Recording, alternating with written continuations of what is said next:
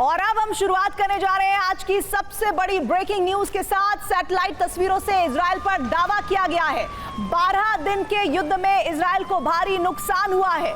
Iran के हमले से 5 इजरायली बेस तबाह हुए हैं। ओरेगोन स्टेट यूनिवर्सिटी की रिसर्च में यह दावा किया गया है इजराइल का एक एयरबेस भी तबाह हुआ है। ये अभी की सबसे बड़ी ब्रेकिंग न्यूज है।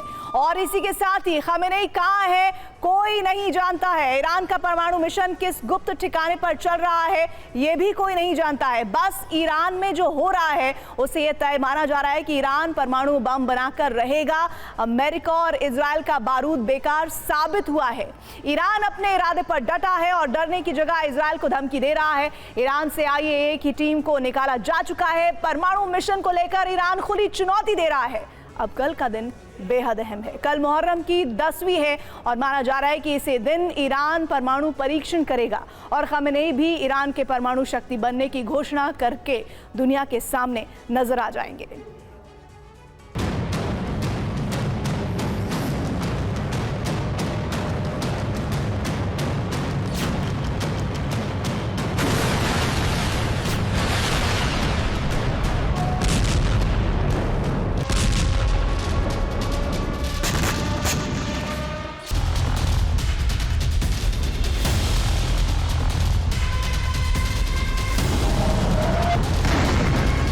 उम्मीद तो यही है कि रविवार को ईरान के हिस्से में यूं ही उठेगा धूल का गुबार।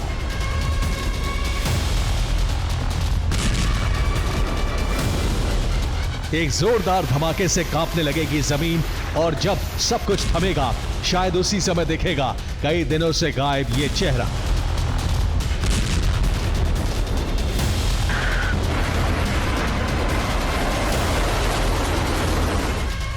ईरान से रविवार को 2 बड़ी खबर आ सकती है। माना जा रहा है कि एटमी टेस्ट को खमेनेई की हरी झंडी मिल चुकी है और इस टेस्ट के साथ लंबे समय से सीक्रेट ठिकाने पर रह रहे खमेनेई बड़े ऐलान के साथ सामने आ सकते हैं।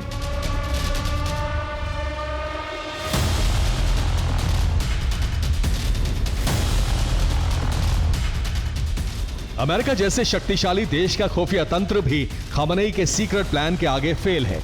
खमेनेई जमीन के नीचे हैं या फिर समुद्र की गहराई में। ईरान को लेकर इस वक्त 2 रहस्य हैं। पहला ये कि परमाणु मिशन का सीक्रेट ठिकाना कहां है, फोर्दो और नतांज से मशीनें कहां भेजी गईं, और दूसरा ये कि खमेनेई कहां है। सीज फायर के बावजूद वो सामने क्यों नहीं आए।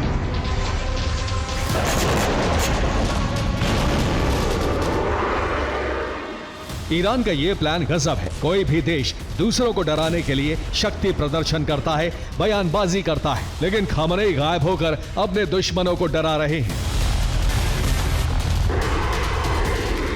अमेरिकी राष्ट्रपति मान रहे हैं कि ईरान के परमाणु कार्यक्रम को स्थायी झटका लगा है, लेकिन वो एक अलग जगह पर काम फिर से शुरू कर सकते हैं।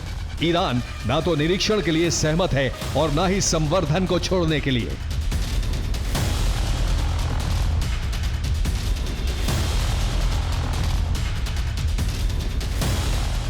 अमेरिका जानता है कि संवर्धन का काम जारी है, लेकिन कहां से यह कोई नहीं जानता। माना जा रहा है कि ईरान अचानक खुद को परमाणु शक्ति देश घोषित कर सकता है और इसके लिए परमाणु टेस्ट होगा।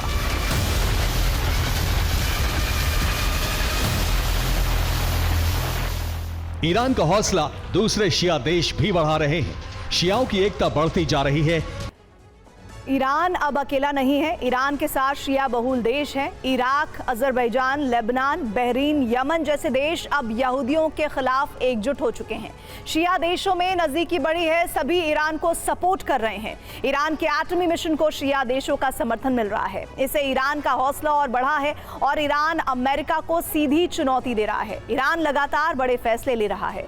शुक्रवार को IAEA की टीम को देश से बाहर का रास्ता दिखा दिया गया।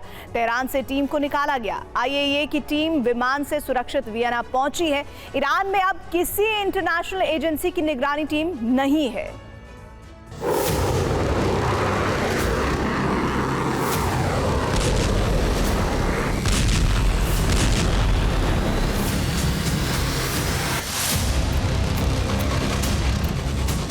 IAEA से जुड़ी जिस टीम पर ईरान के न्यूक्लियर मिशन पर निगरानी रखने की जिम्मेदारी थी, उसे देश से बाहर कर दिया गया है।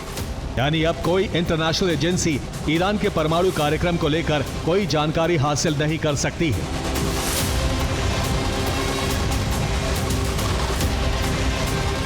ईरान के इस कदम से साफ है कि अब किंतु परंतु जैसे तमाम सवालों का अंत हो चुका है। ये तय है कि ईरान परमाणु बम बना रहा है। IAEA से हटना यूएस को चुनौती है। ईरान अपने इरादे से पीछे नहीं हटा है।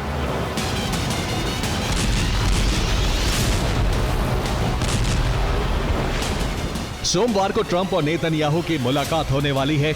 ईरान को लेकर इसी बैठक में फैसला हो सकता है, लेकिन हो सकता है परमाणु परीक्षण एक दिन पहले यानी रविवार को ही हो जाए।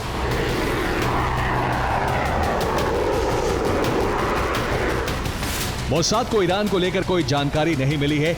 अमेरिकी एजेंसी CIA भी सीक्रेट ठिकाने का पता नहीं लगा सकी है। सुरंगों के जाल के बीच ईरान का मिशन तेजी से आगे बढ़ रहा है।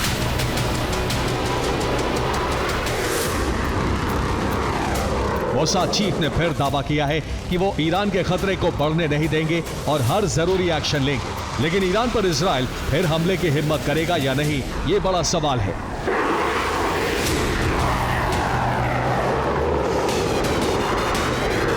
ईरान युद्ध के लिए बिल्कुल तैयार है और एटमी परीक्षण से पहले धमकी ऐसी है जैसे ईरान एटम बम बना चुका है। IRGC ने कहा है, हमला हुआ तो ईरान किसी निश्चित दायरे में पलटवार नहीं करेगा। ईरान किसी भी रेड लाइन का पालन नहीं करने वाला। हमला करने वाले अपनी तबाही के जिम्मेदार खुद होंगे।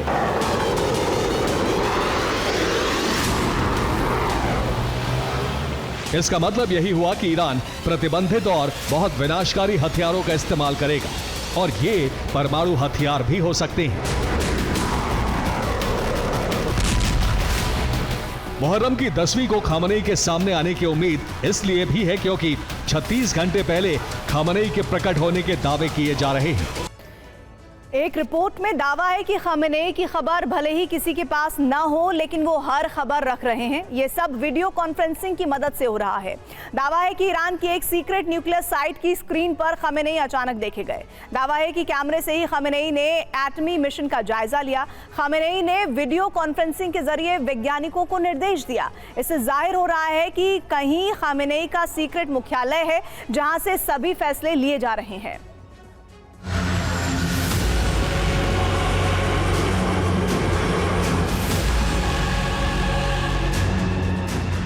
खामनेई के मॉनिटर पर दिखने की खबर से साफ पता चल रहा है कि वो जहां भी हैं, वहां से कहीं भी संपर्क साधा जा सकता है।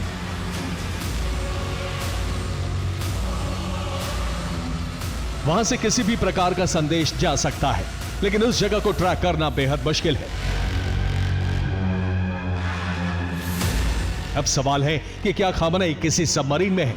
क्या पनडुब्बी से सेना को संदेश दे रहे हैं? क्या समुद्र ही खामनेई का ठिकाना है?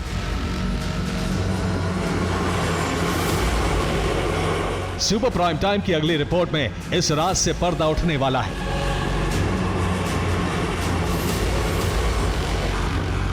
लेकिन फिलहाल इतना जान लीजिए कि इजराइल का बारूद बेकार गया है। अमेरिकी बंकर बस्टर बम भी बेकार हुए। B-2 बॉम्बर की इतनी दूर तक उड़ान, इजराइल में मौजूद ये खंडहर नुमा इमारतें, इतना सब कुछ होने के बावजूद सच यही है कि ईरान का परमाणु मिशन नहीं रुका और परीक्षण करके जल्द ईरान अपनी ताकत दिखाने वाला है। Bureau report, TV9 Bharatvarsh.